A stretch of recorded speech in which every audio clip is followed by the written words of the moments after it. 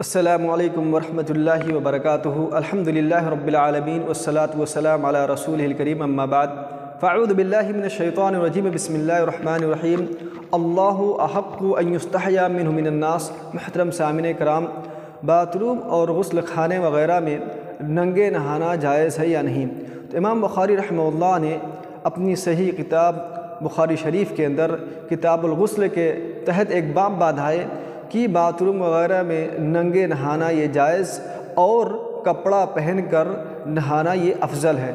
اور اس باب کے تحت امام بخاری رحمہ اللہ نے ایک حدیث پیش کی ہے، اور اس میں یہ ہے کہ اللہ کے رسول صلی اللہ علیہ وسلم سے جب پوچھا گیا کہ اللہ کے رسول صلی اللہ علیہ وسلم ننگے نہانا کیسا ہے، تو اللہ کے رسول صلی اللہ علیہ وسلم نے فرمایا اللہ احق ان یستحییٰ منہ من الناس، کہ اللہ رب العالمین اس بات کا زیادہ حقدار ہے کہ لوگوں سے زیادہ اللہ رب العالمین سے ہم اور آپ شرم کریں، حیا کریں۔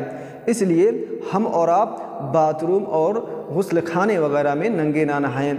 افضل یہ ہے، درست یہ ہے کہ ہم اور آپ انڈر ویئر پہن کر، لنگی اور تہبند پہن کر غسل کریں، نہائیں۔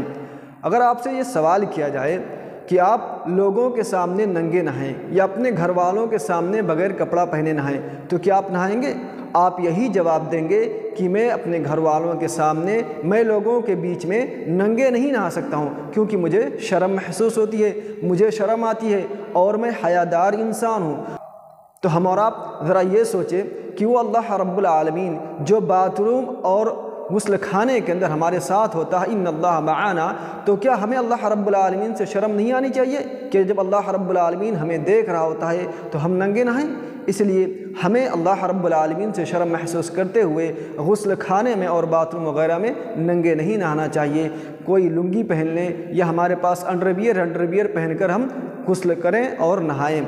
خلاصہ کلام یہ ہے کہ ہم اور آپ جب بھی غسل کریں، جب بھی نہائیں باتھ روم وغیرہ میں، تو ہم انڈر ویئر پہن کر نہائیں، لنگی اور تہبند پہن کر نہائیں۔